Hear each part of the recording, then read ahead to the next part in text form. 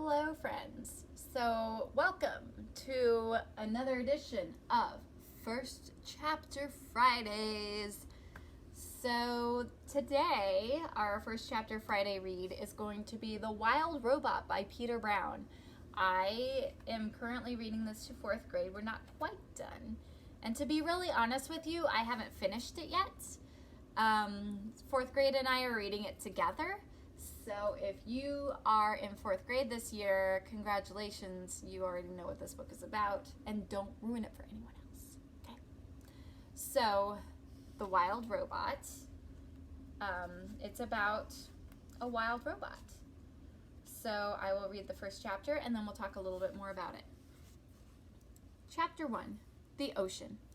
Our story begins on the ocean, with wind and rain and thunder and lightning and waves. A hurricane roared and raged through the night, and in the middle of the chaos, a cargo ship was sinking down, down, down to the ocean floor. The ship left hundreds of crates floating on the surface, but as the hurricane thrashed and swirled and knocked them about, the crates also began sinking into the depths. One after another, they were swallowed up by the waves until only 5 crates remained. By morning, the hurricane was gone. There was no clouds, no ships, no land in sight. There was only calm water and clear skies and those 5 crates lazily bobbing along the ocean currents. Days passed, and then the smudge of green appeared on the horizon. As the crates drifted closer, the soft green shapes slowly sharpened into the hard edges of Wild Rocky Island. The first crate rode to shore on a tumbling, rumbling wave and then crashed against the rocks with such a force that the whole thing burst apart. Now, reader, what I haven't mentioned is that the tightly packed inside each crate was a brand new robot.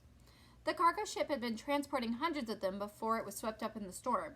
Now only 5 robots were left. Well, actually, only 4 were left, because when the first crate crashed against the rocks, the robot inside had been shattered to pieces. The same thing happened to the next crate. It crashed against the rocks, and the robot parts flew everywhere. And then it happened to the next crate, and the next one. Robot limbs and torsos were flung onto ledges, a robot head splashed into the tide pool, a robot foot skittered into the waves. And then came the last crate. It followed the same path as the others, but instead of crashing against the rocks, it sloshed the remains of the first 4 crates. Soon, more waves were heaving it up out of the water. It soared through the air, spinning and glistening until it slammed down on the top of a rock. The crate was cracked and crumpled, but the robot inside was safe. So there's an example of the illustrations in here. So in the next chapter, the robot is turned on. So the robot is activated and turned on, and she meets the other inhabitants of the island. Her name is Roz. The robot is Roz, the robot. You can kind of see Roz up here.